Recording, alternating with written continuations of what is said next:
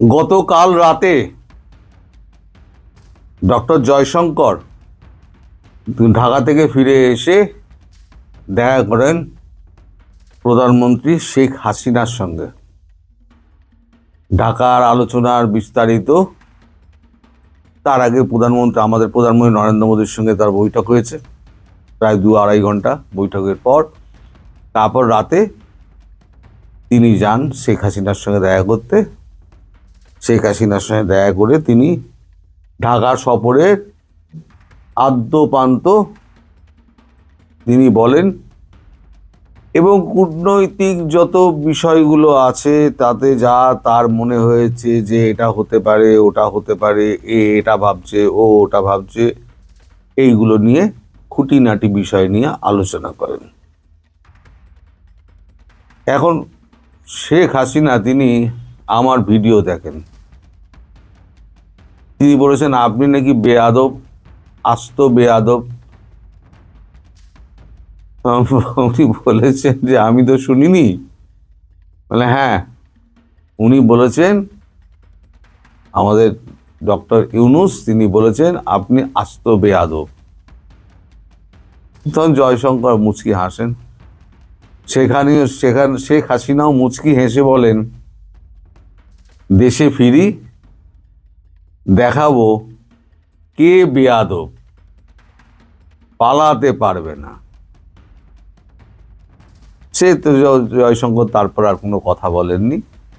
জয়শঙ্কর সমস্ত কথাবার্তা সেরে বেরিয়ে এসছেন। তিনি স্বল্প কথার মানুষ, কাজের কথা ছাড়া তিনি একটা কথা বলেন না। তিনি বেরিয়ে এসছেন। তবে যেটুকু তিনি বলেছেন যে ঢাকার মানুষকে, আমার দলের মানুষকে আশ্বস্ত করতে আমি খুব শীঘ্রই একটা ভাষণ দেব, জাতির উদ্দেশ্যে ভাষণ দেব। আমার দেশের জনতা, আমার যারা সমর্থক, যারা আওয়ামী লীগ কর্মী, আমি তাদেরকে আশ্বাস করে দেব যে আমি যত শীঘ্র সম্ভব আমি ঢাকা ফিরছি, এবং সেটা যে কোনো দিন হতে পারে। যে কোনো দিন মানে যে কোনো দিন।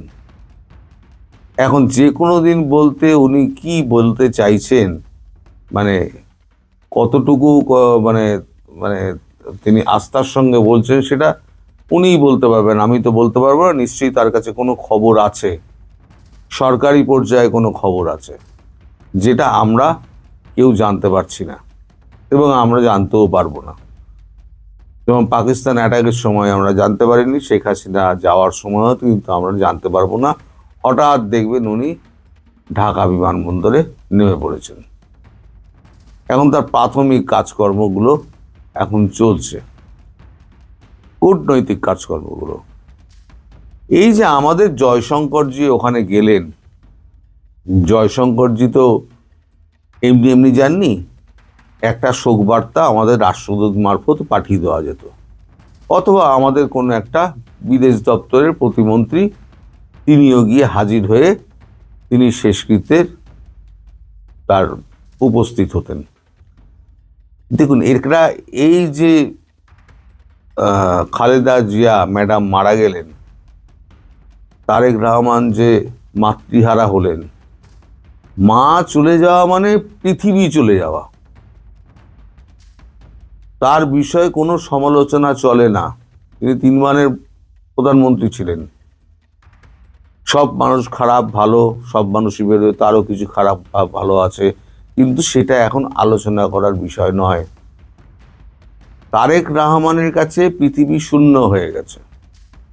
বাবা তো অনেকদিন আগেই হারিয়েছেন, এবার আকাশ জুড়ে তার ছিল মা, সেই মা তিনি হারালেন।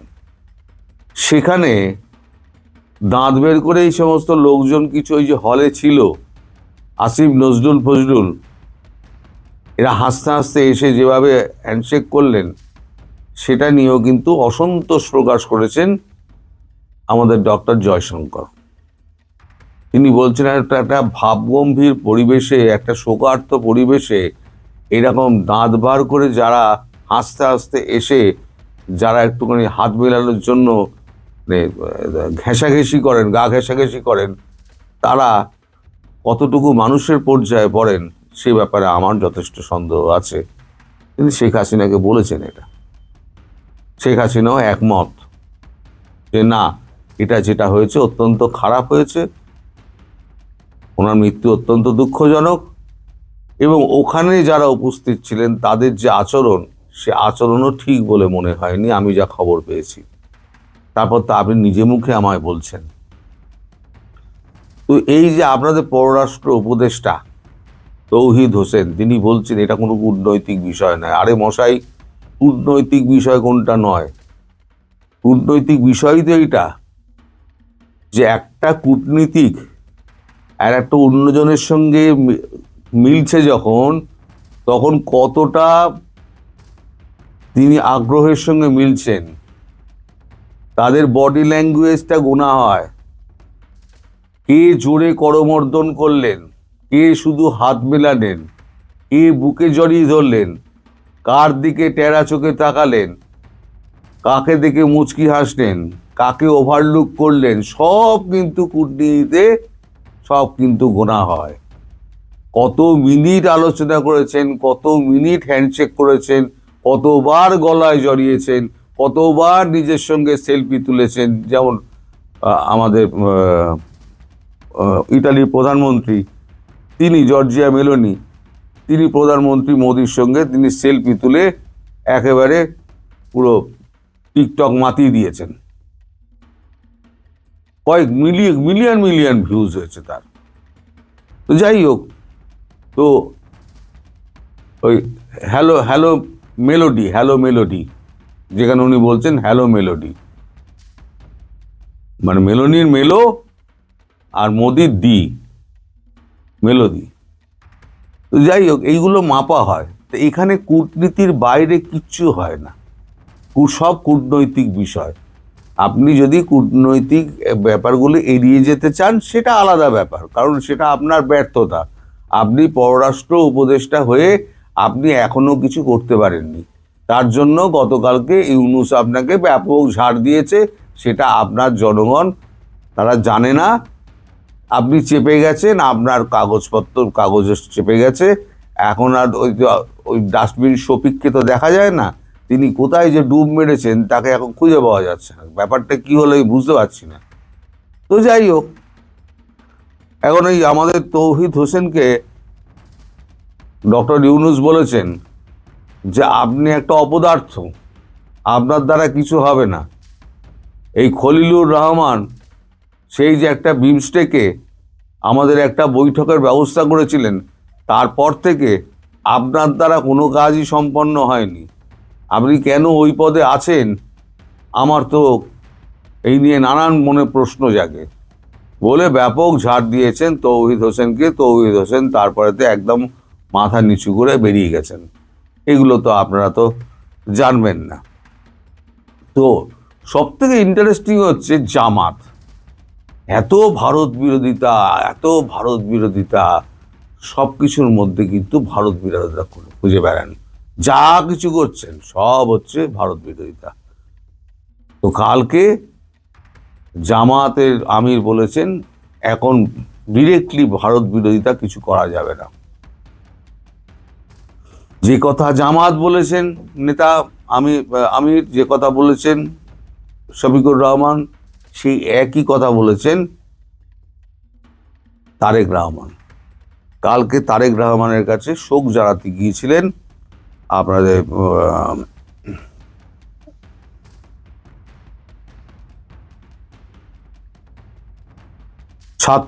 ইসলামী ছাত্র শিবির আর ছাত্র দল, এদের 8 জন প্রতিনিধি তারেক রহমানের সঙ্গে দেখা করে শোক জ্ঞাপন করেন এবং তাদেরকে তারেক বলে দেন, পরিষ্কার বলে দেন, এখন থেকে কোনো নির্বাচন না সম্পন্ন হওয়া অবধি, যতদিন না পর্যন্ত একটা ইনক্লুসিভ নির্বাচন হচ্ছে, ততদিন পর্যন্ত এই সমস্ত কথা, ভারত বিরোধী জিগির তোলা, ভারত বিরোধী কথা বলা, সমস্ত কিন্তু এখন বন্ধ। বন্ধ মানে বন্ধ। এখন তারেক রহমান হয়ে গেছে ডিফ্যাক্টো প্রধানমন্ত্রী। তিনি যখন বলে দিচ্ছেন বন্ধ ছাত্র শিবিরকে, তাহলে এখন ছাত্র শিবির এদিকে জামাতের আমিরও বলে দিয়েছে ভারত বিরোধিতা করা যাবে না। ফলে এবারে যে ডেসপারেশন যেটা আছে না, ডেসপারেশন ভেতরে যে কিছু হলে ভারতের দিকে একটা কামান দেখে দাও, এই ডেসপারেশনটা কিন্তু এবার একটুখানি কমে যাবে। এখন আর অত বলা যাবে না ভারত বিরোধী বক্তব্য করা যাবে না, বলা যাবে না।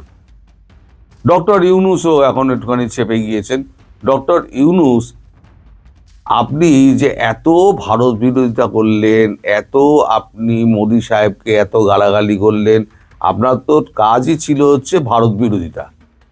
অথচ আপনার নামে যখন ওই ফ্রান্সের ইলিয়াস, আমি ইলিয়াসের সুখ্যাতি করছি না মোটেই, সে একটা দেশদ্রোহী, তো ইলিয়াস যখন আপনাকে গালাগাল করলো তখন কিন্তু আপনি তার চ্যানেল ফ্যানেল সমস্ত কিছু করে তাকে একদম বিগাড়ি করে দিলেন। তার মানে আপনি সমালোচনা শুনতে পারেন না।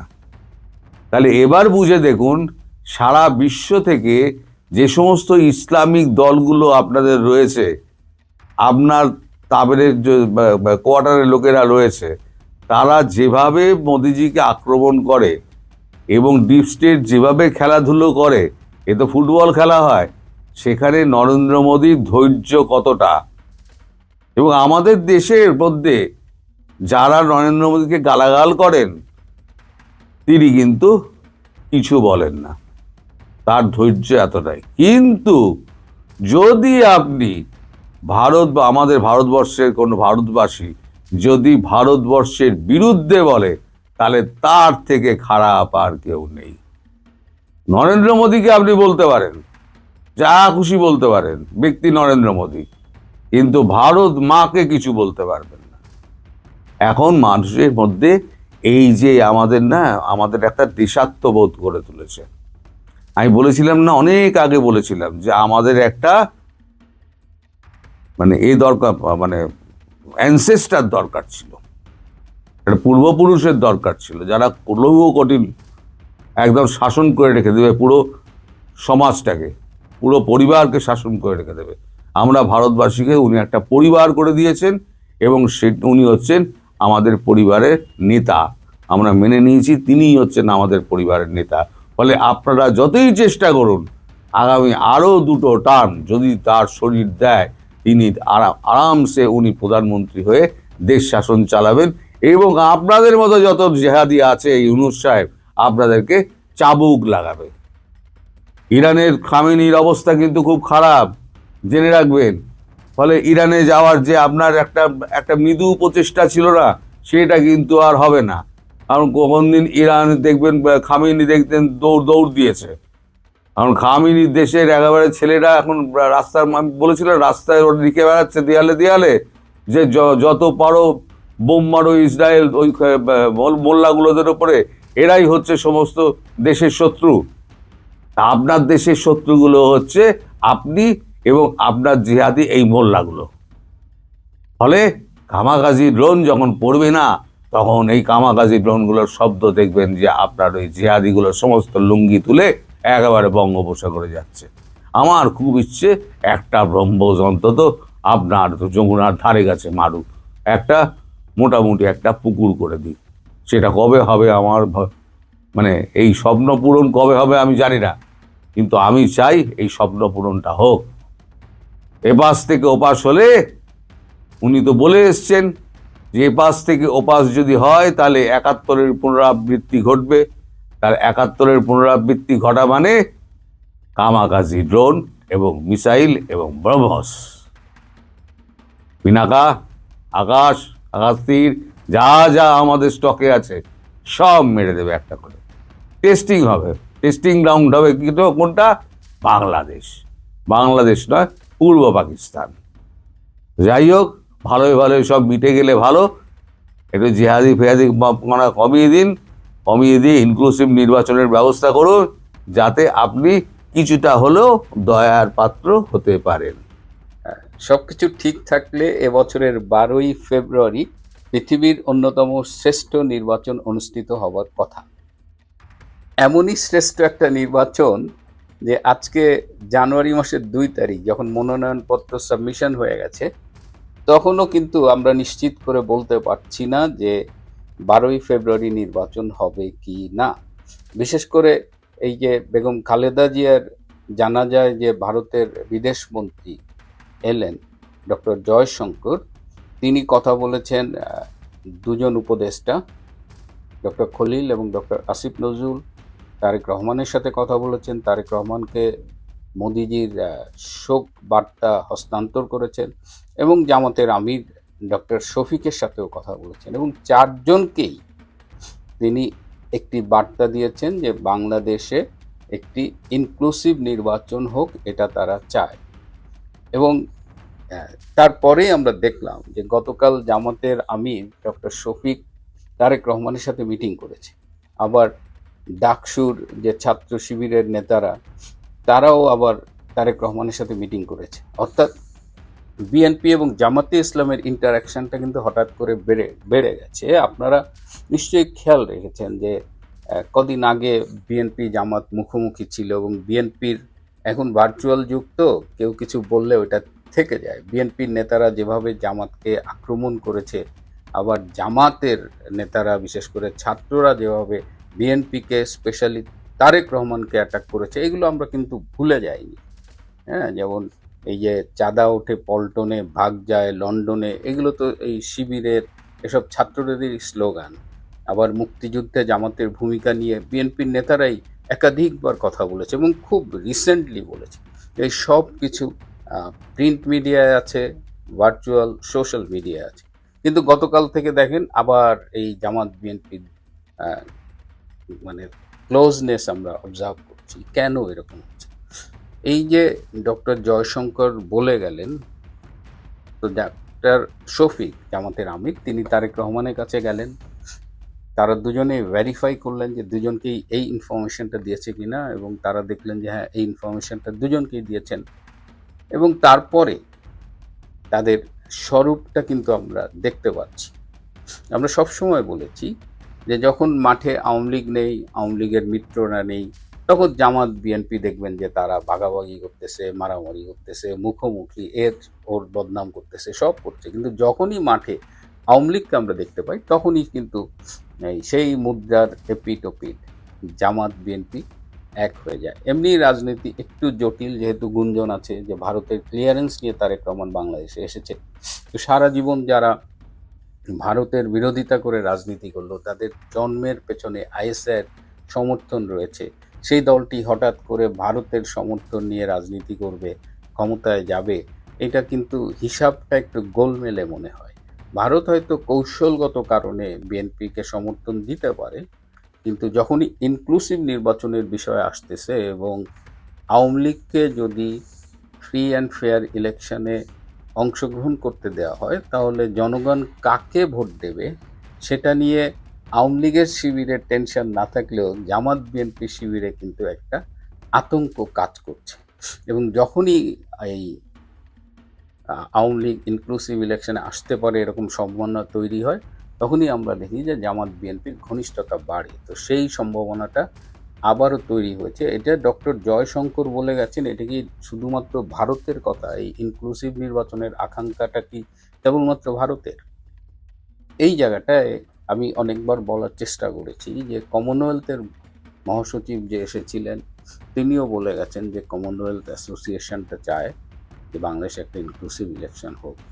আমি যে দেশটায় থাকি, আমাদের অস্ট্রেলিয়ান সরকার খুব ক্লিয়ারলি বলে দিয়েছে, বাংলাদেশ সরকারকেও জানিয়েছে যে বাংলাদেশে একটি ফ্রি, ফেয়ার এবং ইনক্লুসিভ নির্বাচন হবে, এবং এই কথার সপক্ষে আমার কাছে রিটেন ডকুমেন্ট আছে। এখন কথা হলো যে আমেরিকা কি চাইছে। আমেরিকা খুব স্পষ্টভাবে তারা জানিয়ে দিয়েছে, বিশেষ করে ভারতের সাথে তাদের সাম্প্রতিক যে সম্পর্কটা ডেভেলপ করেছে, সেখানে তারা বাংলাদেশের ব্যাপারে ভারতের চোখ দিয়েই দেখতে চায়। তারা খুব ক্লিয়ার যে ভারত যেটা ভাবছে সেটা। আর ডক্টর ইনুস, তিনি একসময় আমেরিকার পাপেট হিসেবে ক্ষমতায় বসেছিলেন, এটা সত্যি, এবং ডক্টর ইনুসের যা যা দেবার সেটা তিনি দিয়ে ফেলেছেন। পোর্ট দিয়েছেন, বোয়িং কেনার অর্ডার ফাইনাল করছেন। তারপরে বাংলাদেশে সেন্ট মার্টিন দ্বীপটা নিয়ে আমরা কথা বলছি, কিন্তু কেউ সোনাদিয়া দ্বীপের কথা বলছি না। এই সোনাদিয়া দ্বীপে কিন্তু মার্কিন সেনাবাহিনীর বিভিন্ন রকমের তৎপরতা দেখা যাচ্ছে। এই যে কদিন আগে আমাদের সেনাপ্রধান জেনারেল ওয়াকার খান সেন্ট মার্টিন গিয়েছিলেন, এটা আমরা সোশ্যাল মিডিয়ায় ইউটিউবে দেখেছি, কিন্তু কেউ বলেনি যে তিনি সেন্ট মার্টিন যাওয়ার আগে সোনাদিয়ায় গিয়েছিলেন। এবং সোনাদিয়ার জনগণ কিন্তু বিভিন্নভাবে আমাদের সাথে যোগাযোগ করছে এবং তারা কিন্তু জানাচ্ছে যে এই সোনাদিয়া দ্বীপটা এখানে এটা কি মার্কিনীদের হাতে তুলে দেবেন কিনা ডক্টর ইউনূস, বা নেক্সট যারা আসবে তারা দেবেন কিনা, এটা নিয়ে কিন্তু একটা নেগোসিয়েশন চলতেছে। সো ডক্টর ইউনূসের এখন যেটা তার কাছে প্রত্যাশা, বিদেশের মোটামুটি সবাই, এই দু একটা দেশ ছাড়া, ধরেন পাকিস্তানের মতো দু একটা অনুল্লেখ্য এবং গুরুত্বহীন দেশ ছাড়া সবাই চাইছে যে বাংলাদেশে একটা ইনক্লুসিভ ইলেকশন হোক। এবং আমি আমার ব্যক্তিগত একটা সূত্রের মাধ্যমে আমেরিকার একজন কূটনীতিকের সাথে যোগাযোগ করলাম, যিনি বাংলাদেশের সম্পর্কে একদম রেগুলার আপডেট তার কাছে থাকে। তিনি আমাকে আজকে সকালবেলা একদম, মানে আজকে প্রথম ফোনটা এসেছে, তো তাকে আমি জানতে চেয়েছিলাম যে একটু খোঁজ নেন তো যে বাংলাদেশে আসলে আমেরিকার অবস্থানটা কী। তো তিনি আজকে আমাকে ফোন করে জানিয়েছেন যে আমেরিকাও চায় ভারতের মতোই, তিনি এভাবে বলেছেন যে ভারত যেহেতু ইনক্লুসিভ ইলেকশনের কথা বলেছে, ভারত কিন্তু এটা আমেরিকার সাথে আলোচনা করেই তারা এই স্ট্যান্ডটা বাংলাদেশে জানিয়েছে। সুতরাং আমরা যদি মনে করি যে এটা ভারতের স্ট্যান্ড, যেমন আমাদের পররাষ্ট্র উপদেষ্টা একসময় বলেছিলেন যে আমাদের দেশে নির্বাচন কেমন হবে এটা নিয়ে ভারতের মাথা ব্যথা কেন, ভারত কেন বলবে, who is India to guide আস। কিন্তু বিষয়টা ইটস নট অনলি ইন্ডিয়া, তারা আমেরিকার সাথে আলোচনা করেই এই বাংলাদেশে একটা ইনক্লুসিভ ইলেকশনের প্রত্যাশা করে। তো সেই জায়গায় আমেরিকারও অবস্থান যে বাংলাদেশে একটা ইনক্লুসিভ ইলেকশন হোক। ইনক্লুসিভ ইলেকশন না হলে যেটা হবে যে এই নির্বাচনটা বিতর্কিত হবে এবং বাংলাদেশে সেক্ষেত্রে গণতন্ত্র, স্থিতিশীলতা, এই বিষয়গুলো এবং সুদূর পরাহত হয়ে যেতে পারে। তো আমি জিজ্ঞেস করেছিলাম যে ডক্টর ইউনূস কি এই ইনক্লুসিভ ইলেকশন দেবে? বলে যে হি হ্যাজ নো চয়েস, তাকে বলা হবে। এবং এই সবাই ধারণা করছে যে আমেরিকার যে নতুন রাষ্ট্রদূত আসবেন, তিনি আসবেন সম্ভবত 11ই জানুয়ারি, এবং তিনি এলে বাংলাদেশের নির্বাচন নিয়ে একটা নতুন করে চিন্তা ভাবনা হবে এবং তিনি সম্ভবত সব পার্টির প্রতিনিধির সাথে বসবেন। আর ক্রেসিয়ান জ্যাকবসন, যিনি ইউনূসের অভিভাবক ছিলেন, যিনি ইউনূসকে সুরক্ষা দিতেন, তিনি বাংলাদেশ থেকে বিদায় নিয়েছেন, ইউনূসের কাছ থেকেও বিদায় নিয়েছেন। সো এই মুহূর্তে ইউনূস বাংলাদেশে অনেকটা অভিভাবকহীন হয়ে গেছে। তো ডক্টর ইউনূস যদি নির্বাচন ইনক্লুসিভ নির্বাচনে রাজি না হয়, তাহলে তিনি বলেছেন যে probably he has no choice, but তারপরেও তিনি আমাকে বলেছেন আই ডোন্ট নো। কিন্তু তিনি তার অভিজ্ঞতা থেকে বলেছেন যে সেরকম পরিস্থিতিতে এমনও হতে পারে যে ডক্টর ইউনূসকে এই প্রয়োজনে তার এই প্রধান উপদেষ্টা পদ থেকে সরিয়ে দিয়ে অন্য কাউকে সরকার প্রধান করা হতে পারে। তো এই জায়গাটায় this is the latest development. আমার মনে হলো যে আমরা যারা বিভিন্নভাবে মাঝে মধ্যে হতাশায় ভুগি, আমাদের এখনও আসার জায়গা আছে। আর যদি ডক্টর ইউনূস গায়ের জোরে, যেটা তিনি বারবার বলেন যে আওয়ামী লীগ ইলেকশনে এলে তার টেকনিক্যাল প্রবলেম আছে, তিনি যে স্পষ্ট ভীত, এটা বুঝতে আমাদের রকেট বিজ্ঞানী হতে হয় না। এবং সেক্ষেত্রে যদি আওয়ামী লীগকে বাদ দিয়ে একটি নির্বাচন করা হয় এবং জামাত, সেই ক্ষেত্রে জামাত কিন্তু চারিদিকে খেলতেছে। হ্যাঁ, জামাতের সাথে এই যে একটা নিউজ নিয়ে রয়টারের সাক্ষাৎকারে একটা নিউজ যে দুজন ভারতীয় কূটনীতিবিদ তার সাথে বাসায় গিয়ে মিটিং করেছিল, এটা নিয়ে আপনারা অনেক কথাবার্তা বলছেন, ডক্টর শফিক এটাকে অস্বীকার করছেন। আমার কাছে এর চেয়েও বিস্ফোরক তথ্য আছে যে ডক্টর শফিকের দল কার কার সাথে যোগাযোগের চেষ্টা করছে, এটা আমি সঙ্গত কারণেই আপনাদের কাছে বলছি না। সুতরাং জামাত ক্ষমতায় যাওয়ার জন্য মরিয়া হয়ে আছে। যদি আওয়ামী লীগ না থাকে, আওয়ামী লীগ ছাড়া যদি নির্বাচন হয়, সেক্ষেত্রে বিএনপিকে ল্যাং মারার একটা সুদূর প্রসারী পরিকল্পনা তাদের অনেক দিন ধরেই আছে এবং সেই ক্ষেত্রে খেলা অন্যদিকে ঘুরে যেতে পারে। আপাতত এখন পর্যন্ত ইউনূস সরকারের উপরে যে প্রেশার রয়েছে, বা বাংলাদেশে আগামীতে একটি ফ্রি, ফেয়ার এবং ইনক্লুসিভ নির্বাচন হবে, প্রয়োজনে নির্বাচন ফেব্রুয়ারি থেকে পিছিয়ে যাবে, সেটা এপ্রিল কিংবা তার পরে হবে।